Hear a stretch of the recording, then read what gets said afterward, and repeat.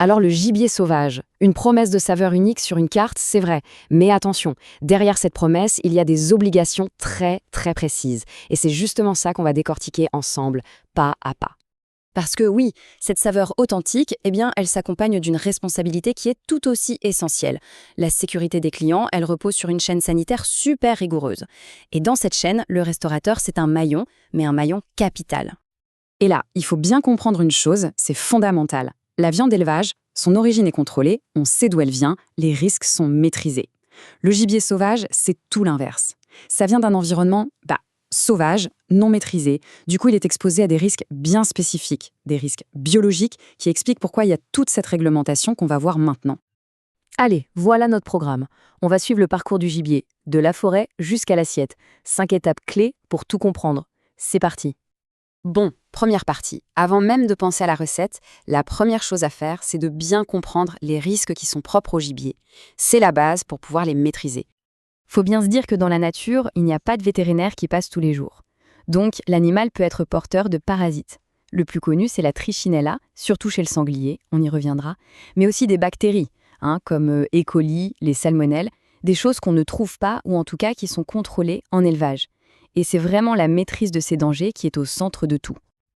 Alors, maintenant, parlons du premier maillon de la chaîne. Et il est absolument crucial. C'est le chasseur. Son rôle, il ne s'arrête pas à la capture, loin de là. En fait, c'est lui le tout premier garant de la sécurité du produit.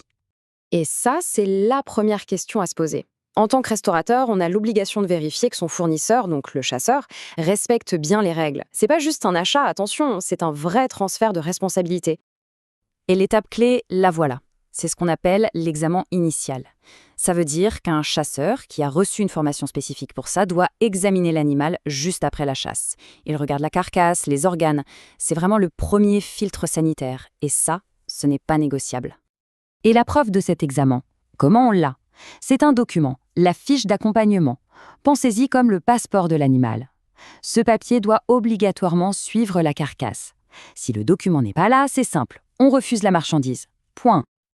Ok, maintenant, c'est au tour du restaurateur de prendre le relais. La marchandise arrive à l'établissement. Et attention, la réception, ce n'est pas juste signer un bon de livraison. C'est le premier moment où la responsabilité légale pèse directement sur le restaurant. Donc, à la livraison, il y a un petit rituel, simple mais systématique. 1. On vérifie la fameuse fiche d'accompagnement. Est-ce qu'elle est là et bien remplie? 2. On jette un œil au transport, l'hygiène, la température. Et 3. On inspecte la carcasse, l'aspect, l'odeur. La moindre anomalie, c'est non. On refuse le produit sans discuter. Bon, la viande a passé les contrôles, elle entre en cuisine. Et là, un nouveau chapitre s'ouvre. Il va falloir appliquer des procédures bien précises pour gérer les risques dont on parlait tout à l'heure. Et le danger numéro 1, celui dont tout le monde a entendu parler, c'est ce fameux parasite, la trichinella.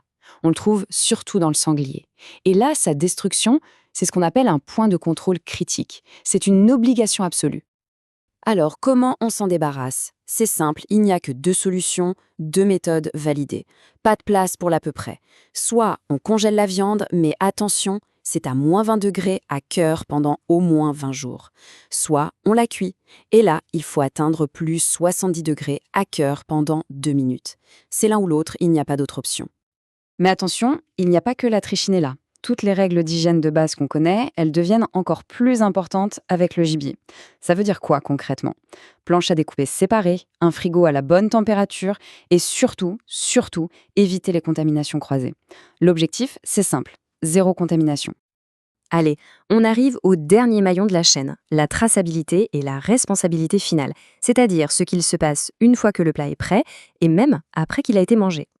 La traçabilité, ce n'est pas une option, c'est une obligation légale. Ça veut dire simplement qu'on doit être capable de retracer tout le parcours d'un produit, de A à Z. Et pour le gibier, ce parcours, il commence où? Eh bien avec la fiche d'accompagnement du chasseur, évidemment. Et c'est là, en cas de problème, que la traçabilité montre toute son utilité. Imaginez une alerte sanitaire. Le plan d'action, il est très clair. 1. On isole tout de suite les produits concernés. 2. On prévient immédiatement les autorités, la DDCPP. Et 3. Si besoin, on organise le rappel des produits.